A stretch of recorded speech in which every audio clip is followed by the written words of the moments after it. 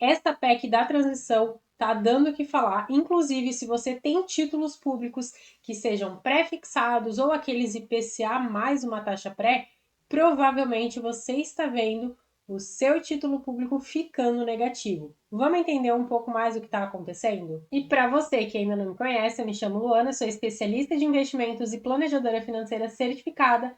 Aqui eu falo de educação financeira, economia, investimentos, então se você gosta desse tipo de conteúdo, já considere se inscrever aqui no meu canal. Eu sei que é um saco assuntos políticos interferirem tanto assim no nosso mercado, mas infelizmente, se você é investidor ou investidora, você tem que saber que sim, assuntos políticos interferem e muito no nosso mercado aqui, infelizmente. Então, qualquer especulação, qualquer fala, isso balança bastante o nosso mercado. Quem dirá então com uma mudança de gestão política tão grande quanto é a presidência aqui do Brasil, né? Mas então vamos entender o que é uma PEC. Uma PEC é uma proposta de emenda constitucional. Então, como o próprio nome sugere, uma PEC é uma proposta para emendar algo diferente do que deveria ser feito na Constituição. E essa PEC da transição, como foi o nome dado, é uma PEC que vai ser votada e o texto dessa PEC ainda nem está pronto, ele ainda não foi divulgado na íntegra.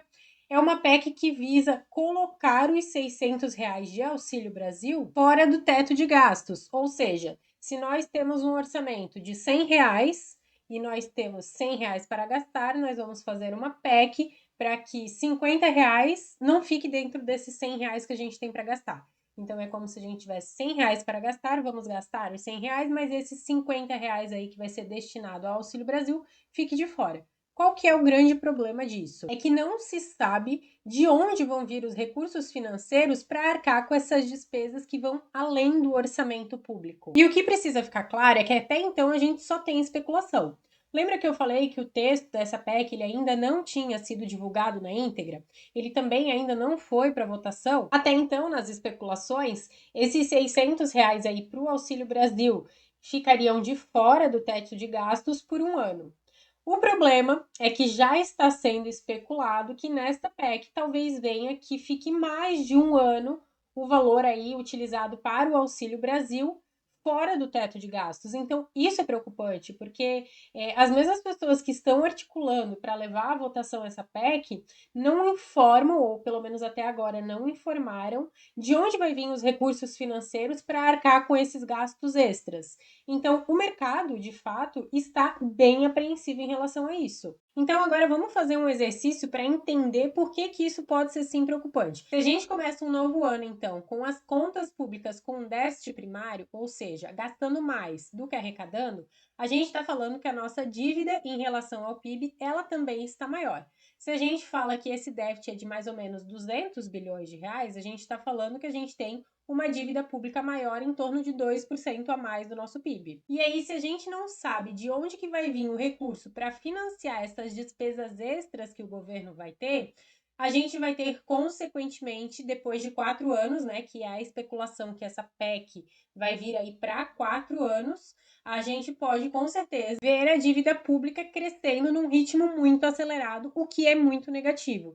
E o que acontece se a gente tiver esse resultado? A consequência pode ser o aumento da taxa de juros quando a gente vê uma dívida pública crescendo a um ritmo muito elevado.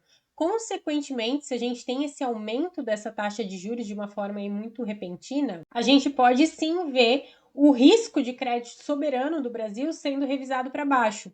E vamos combinar que quando a gente tem um país com a sua nota de crédito sendo reduzida, isso não agrada em nada os investidores que com certeza iriam reduzir as suas exposições de investimentos aqui no Brasil.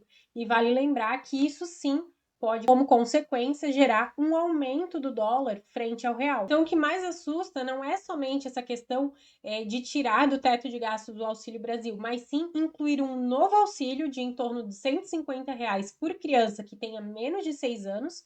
Então, não estamos falando só de uma PEC para o Auxílio Brasil se manter em R$ 600, mas também para dar um outro auxílio que aumentaria ainda mais essa diferença do teto de gastos.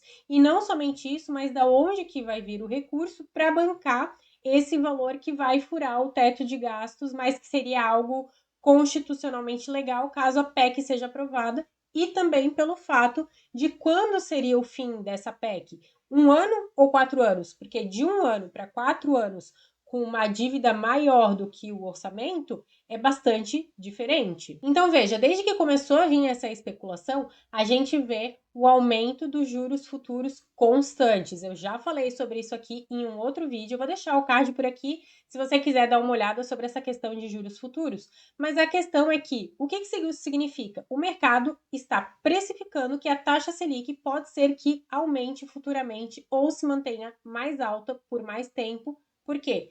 Por todos esses pontos que eu já falei no início do vídeo. Então veja como tudo está interligado para você que é investidor ou investidora. É importante sim saber dessas informações, até porque é esse aumento de expectativa de juros futuros que faz com que os seus títulos, tanto o pré-fixado quanto o IPCA+, sejam precificados para baixo. E talvez você esteja vendo seus títulos aí com um valor inferior àquele que você colocou lá no Tesouro Direto. E é por conta também dessa especulação que os próprios títulos pré-fixados lá do Tesouro Direto começaram a pagar uma taxa muito mais atrativa do que estavam sendo negociados antes. Isso acontece só com os títulos públicos? Não.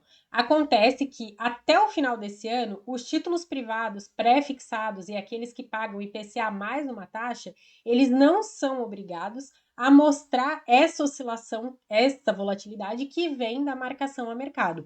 Porém, a partir de janeiro, todos os títulos, eles devem sim ser marcados a mercado. Então é importante, você investidor que não investe em títulos públicos federais e não consegue enxergar essa oscilação nos títulos pré e nos títulos IPCA, você fica esperto, porque se você investe em outros títulos privados, a partir do ano que vem, vai ter essa oscilação muito forte e eu tenho certeza que vai ter muito investidor desavisado que não vai entender nada e vai correndo resgatar os seus títulos. E me deixa aqui nos comentários se vocês querem que eu faça um vídeo explicando um pouco mais sobre essa mudança que vai vir a partir de janeiro do ano que vem, para não pegar nenhum investidor aí desavisado. Vamos ficar no aguardo aí das próximas informações, próximas notícias. Eu gostaria de falar outras coisas além de notícias políticas, mas infelizmente neste momento é isso que está fazendo preço aí no nosso mercado, tá?